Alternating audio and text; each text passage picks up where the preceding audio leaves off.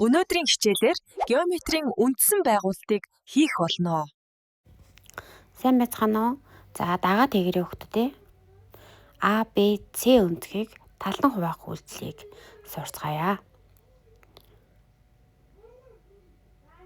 За Б цэг дээр гортогныхоо зүг байрлуулад за дурын хэмжээгээр гортгоо татна нэг ном зурнаа гэсэн үг. За үүсээ хоёр цэгийг П болон Q гэж тэмдэглэе.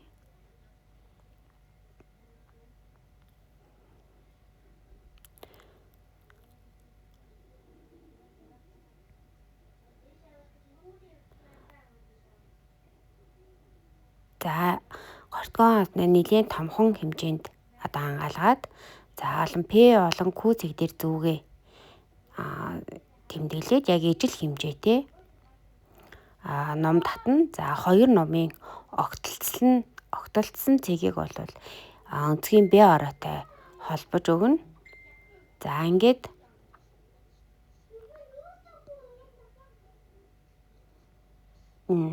үүссэн хоёр өнцөг бол хоорондоо тэнцвэг гарах юм аа. За энэ бол өнцөг талан хуваадаг үйлс байна. За тэгвэл одоо перпендикуляр шулууны татах үйлчлэгийг хийж үздэцгээе. За перпендикуляр гэдэг бол 90 градусын өнцгийг хэлж байгаа. За дурын хэмжээтэй АБ гэсэн хэрчим зуръя.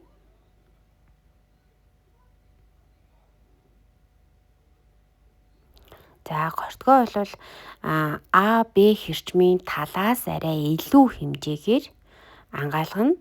За ингээд энэ хэмжээгээ одоо өөрчлөхгүйгээр эхлээд А ороо дээр зүгээ байрлуулад дараа нь Б ороо дээр зүгээ байрлуулад хоёр нум татъя.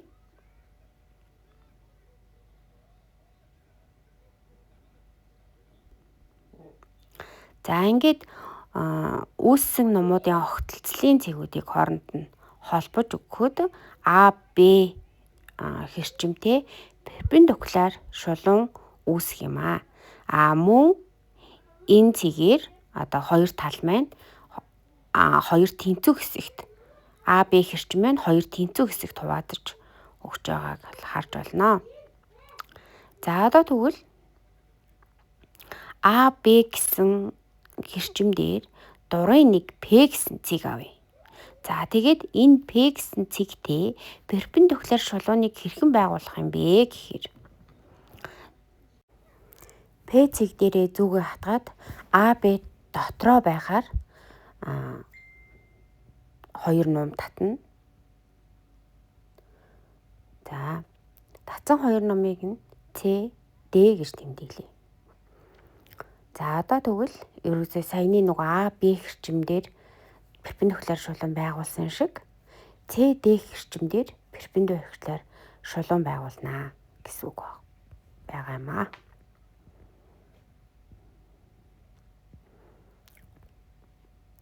За С ороо дээр зүгээ хатгаад П-гээс өнгөрүүлээд дундчаас илүү хэмжээгээр гэсэн юм чинь П-гээс өнгөрүүлсэн хэмжээгээрээ ном татна. За яг тэр хэмжээгээрээ С ороо дээр зүгээ байрлуулж агаад бас нэг ном татна. За ингээд хоёр номын огтолцлын цэг нь угаасаа П цэгтэй давхцаж зурагдах хэрэгтэй байгаа. Ингээд А, Б хэрчим дээр өгсөн П цэгтэй перпендикуляр шулуун байгуулж байгаа юм аа.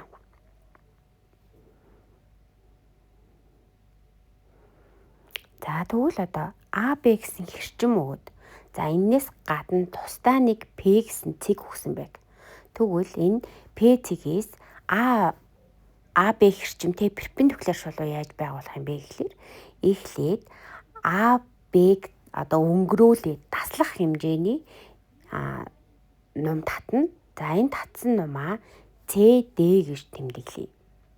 За ингээд түрүүний хийжсэн үйлдэл шиг С, Д хэрчмийнхаа талаас илүү зайгаар С ороо болон Д ороо дээр зүгээ зоогоод хоёр нум татна. За татсан нумуудынхаа огтолцлын цэгийг хооронд нь холбоод өгнө. За ингэх юм бол А, Б хэрчимтэй перпендикуляр П оройг дайрсан юм шулуун үүсэж байгаа юм аа.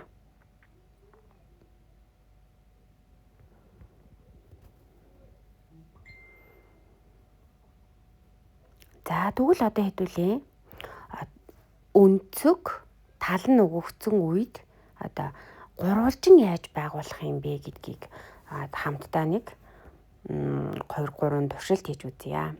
За тэгвэл AB 10, AC 8, BC 6 см байх тийм гурвалжин зураарай гэ. За энд бол 3 талд нь гурвуулаа өгсөн байна. За тэгэхээр аль нэг талыг нь сонгоод жишээ нь багш нь одоо энэ дээр AB гэсэн талыг нь сонгож байна. Энэ дээр хуваарьтай шугамаараа яг 10 см-ийн урт чулуун зуръя. За тэгээд энүүнийгаа AB гэж тэмдэглэе. Мэдээж AB тал нь 10 см гэсэн учраас.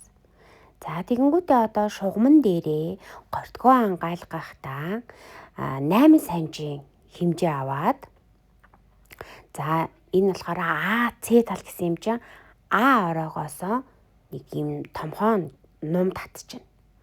За тэгвэл эндээс А цэгээс одоо энэ нумын дурын нэг цэгт хүрэхэд аль ч цэгт хүрсэн бүх хэмжээ нь 8 см гарна гэсэн үг.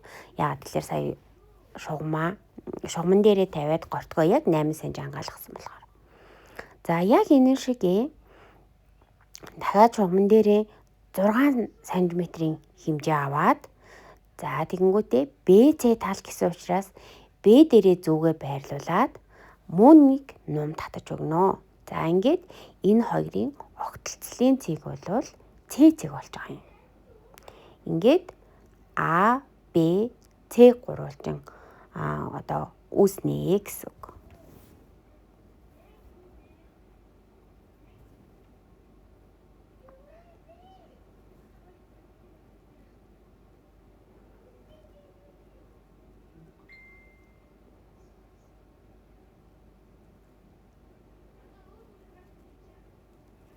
За тэгвэл дараагийн дасгал болохоор PQ 8 см, QR нь 7 см. За энэ хоёр талын одоо талаар үүссэн дундх өнцөг нь бол 70 градус байх. Тийм PQR гурвалжинг байгуулаарай гэсэн.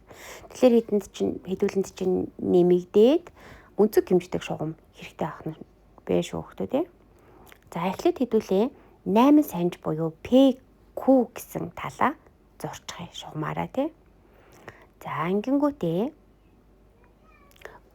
Q нь голдоо байгаа учраас Q гэсэн өнцөг маань 70 градус байх ёстой гэсэн үг болж байгаа юм. За тэгвэл хэдүүлээ одоо өнцөг хэмждэг шугамаа гаргаад ирээ тий.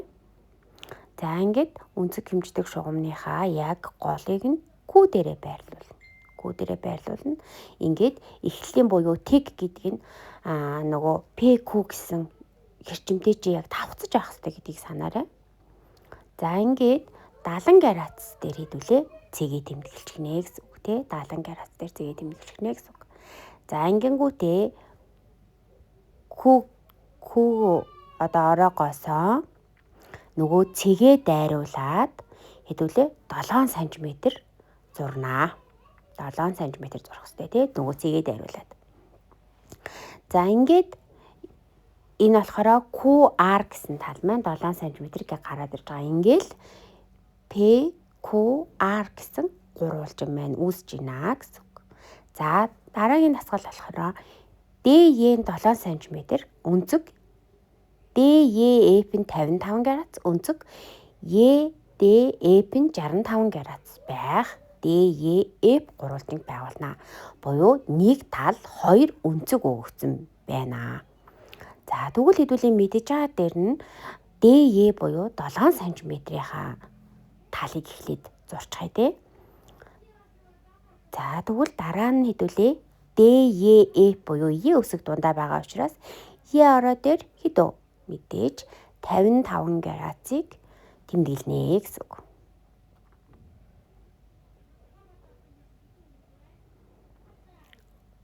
За тэгээд энэ хэмжээг мэдгүй байгаа юм чи хэдүүлээ нэлээ уртхан шиг зурчихъя.